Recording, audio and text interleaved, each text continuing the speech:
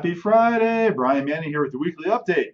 Let's see. So Monday this week, we got some feedback on new construction. So in the first half of 2021, new construction began for 563,000 new homes across the U.S. A very high number, still unfortunately not meeting the demand, but still really great to see such a high number of new home starts.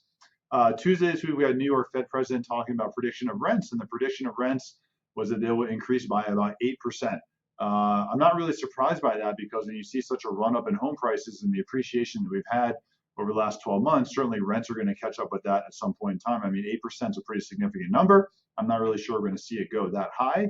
But without a doubt, if you're a first time home buyer and you're thinking about buying a house and you're looking at the prices of homes right now, but now you should also be weighing in the cost of rents going up by 8% and look at the benefits of buying versus renting because there's definitely some significant advantages there. Wednesday this week, we got CPI. So CPI is a consumer price index. It's our favorite gauge of inflation. And if we look at the core rate of CPI, so the core rate strips out volatile items such as food and energy. On a month-over-month basis, the core rate rose by 0.3%. On a year-over-year basis, so we saw the CPI number go from a 4.5% rate to 4.3. So still running hot and definitely higher than what the Fed had always said they wanted to see at a 2% inflation rate, but good to see it calm down a little bit. Thursday this week, we got the PPI. So PPI stands for the Producer Price Index.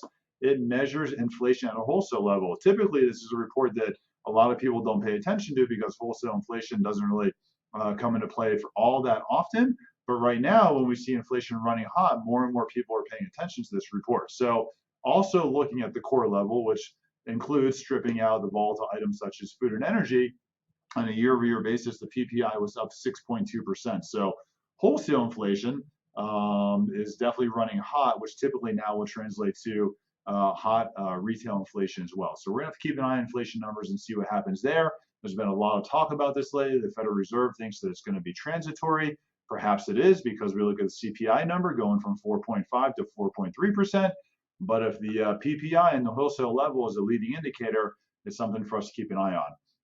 Today, we got feedback on lumber prices. So lumber prices today compared to the month of May are down 50%, which seemingly would be great news for new construction and builders. The challenge that we're going to see is that suppliers have already stocked up on lumber based at the higher prices. So if you bought lumber at a higher price, you're definitely not going to sell it back out at a lower price just because lumber prices are down right now. So it's kind of unsure how long it's going to take for the 50% drop in lumber prices that we're seeing right now at a wholesale level transfer out to our builders and new construction.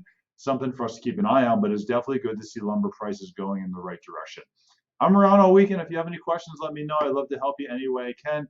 Call me, text me. Happy Friday. Have a great day.